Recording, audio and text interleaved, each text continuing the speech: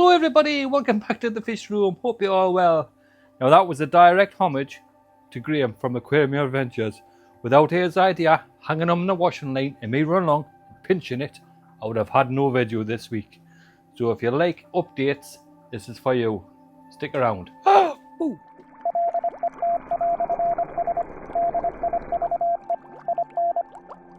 So it's not like I haven't got nothing going on that I can make a video with.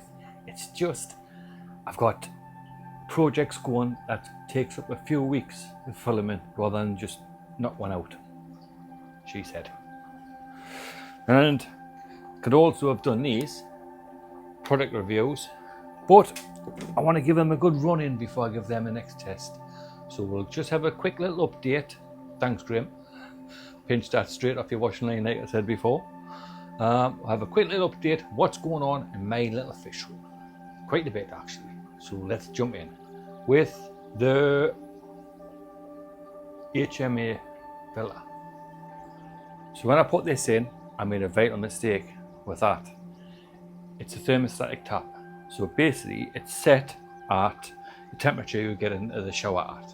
So 22 degrees, and then you add hot to warm it up. So basically I put that on that way around. Hot in the right direction, cold in the right direction. Didn't realise.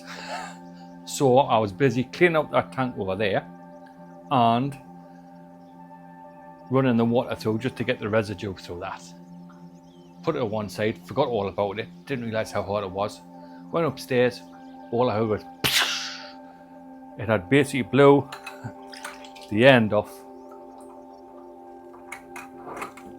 that and there was water all over the place. Lesson learned. So what I've done quickly, is I just turned the tap round for now. If I was to do this again, I'd probably get 15mm 1/2 inch full bore valve taps with levers on. Cost a little bit more, but that would have probably worked better. Then I could have had full bore on the cold and then just added the hot in gradually. How you work, you mix the tap upstairs on your kitchen sink probably. That's my first mistake. Running that on hot. Could have been a lot worse. They could have blew these canisters off, but it's alright. I got away with it. But everything else is working fine, no leaks. Someone did ask us about the RO being, is it hooked up to the HMA filter? No, that's independently separate off this tap here. That goes up to the RO. And then I fill this bin with my RO water. And then what I can do is I can just mix it by hand to get it to the right parameters for fish breeding. That's basically all I use it for, is fish breeding. When fish require certain parameters, that's what I do. Shove that in. Next up, we'll have a look at the worms. Doing quite well with worms, so I'll set you down and I'll show you how I've actually done it and talk you through things that I've done differently to what you see on YouTube predominantly. So on YouTube, you'll see people putting that on and then the food on top, and you'll see a lot of people using things like yeast and natural yogurt. I've stopped using it. Basically it makes the soil stink. It smells like a fermented rotten fart basically, and I've stopped using that. Big tub, did have it in, but I decided I wasn't going to use it. Got rid of the yeast and got rid of the stuff. But I have started to use these little slate coasters. They're ideal. Basically, put the food underneath and harvest all them worms straight off like that. In fact, I'll show you the harvesting technique now. First up, grab some water, doesn't have to be that much. Grab my cellar tail and simply wash off the tail. How simple was that? Yeah. And you put the tail back in the wormery. And there you go, there's all my worms ready to feed me fish. We'll do that next.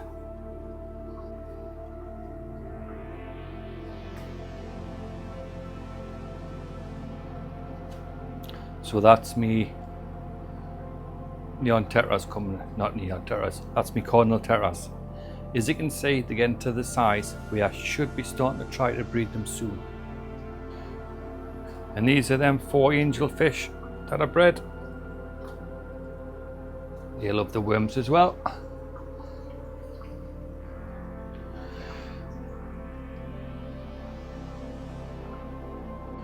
Finally, the Hyphosabricon Procyon.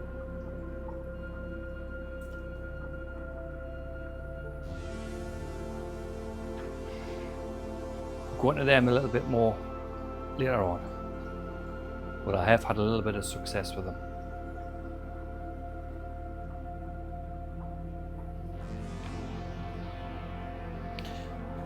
Then basically just take the rest of them and go around the rest of the tanks. Give me Corydoras and all the other tanks some nice worms.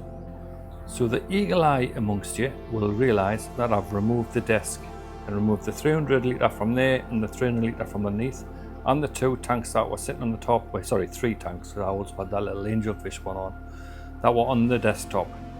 Stripped that back, made this big space here. So the way I'm going to have to do my new racking is in stages. So I'm going to have to start from there up against there and work that way on, stripping and moving. That's what I'm going to have to do. Just haven't got enough space within the fish room to juggle everything, and it's getting a little bit where I'm trying to rob space off him to make space here, and that's what's happening.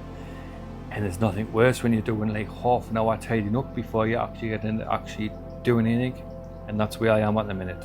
So that's what it's going to be. It's going to be 3 stages, one there, and one there. Basically the same as what that is, a bit better designed, less wood, and more room for heat transfer around all the tanks when I box them in fully. Yeah, so there's the 2 300s, 2, I can't remember what litres them are, sorry, them are 300 litres, these are 600ml tanks, and that's a 40ml tank. And these are my spare ones to go underneath. Now under here is what I'm so excited about at the minute, guys. So under here in darkness is my Procyon fry. I finally got one. After 5 attempts, I finally got some that I've actually made it. I had a couple of eggs, didn't make it at start. Then I've had a couple of failed attempts, and now on tank 4 it doesn't seem to have any in. Tank 5 it is, and I'm over the moon. I'll be a quick look at that now. Just peel back the curtain. You can see them there sticking on the glass inside. It's not the best of shots. We'll try and get you some shots of fry. Yeah? You can see the fry sticking on the glass on the side, on the front, all over. It's been very successful. I'm over the moon. Got loads just hanging around. So in a couple of days time, they are 2 days old, so probably tomorrow I'll start adding the paramecium to the tank. They would have used up the egg sacs, and they'll be on the hunt. There's one just went past, do you see him? They'll be on the hunt for food. So what I'll start doing is feeding both tanks just in case I have got any in the other one. I haven't seen any, but there might be, you never know. Can I tell you how much of a relief it was just to get that first tetra under my belt? When you're trying something new, when you've seen it on like YouTube and things like that, and then I'll be taught is that way with the mesh bent up and things like that. Keeping it simple, and it's worked. And I was messing around too much. Yes, mess around if the fish gets hard, then try different things, but just start off simple. And that's what I have done with the Procyon, and it's worked, and I'm over the moon.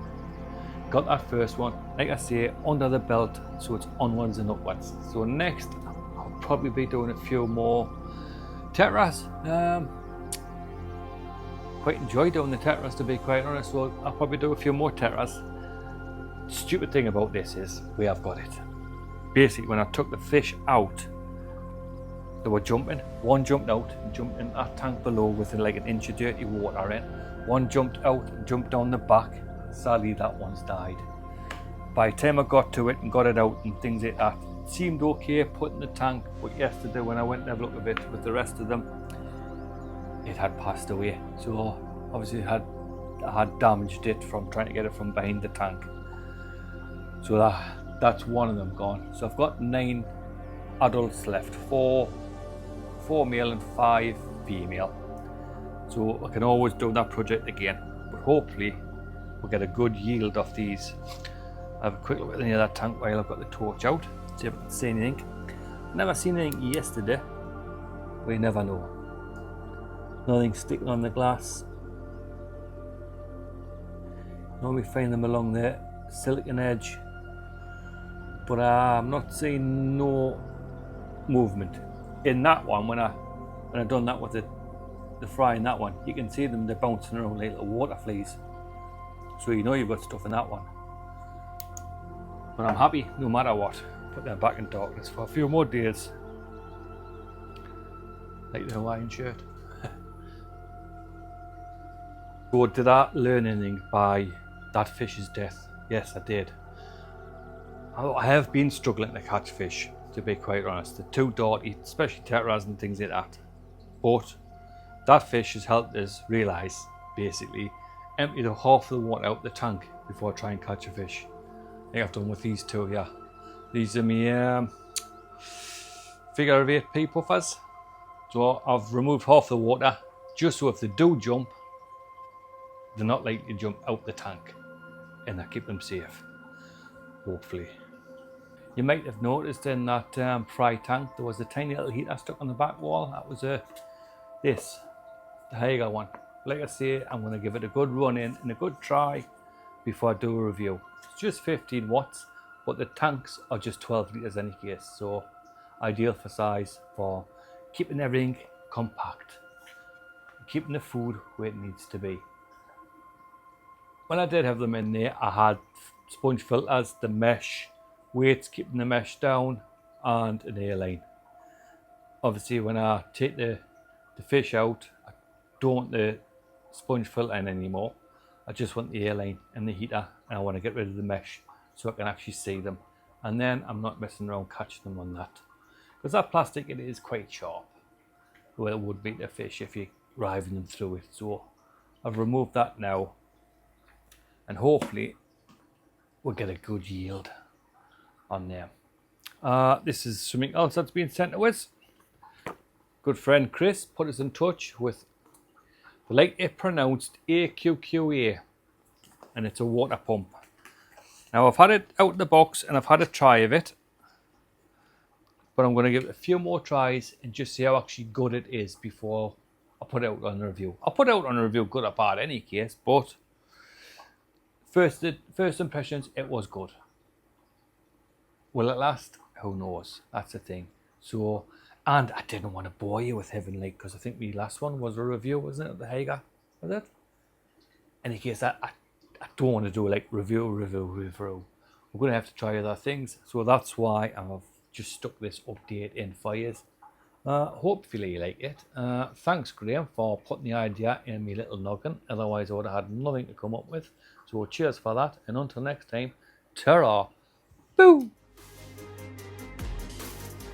And it's not like I haven't done updates before myself, it's just I haven't done one for a while. And Graham did prompt us to make another one with that video, that's why. But if you do like updates, here's another one from myself, and also here is the breeding project so far.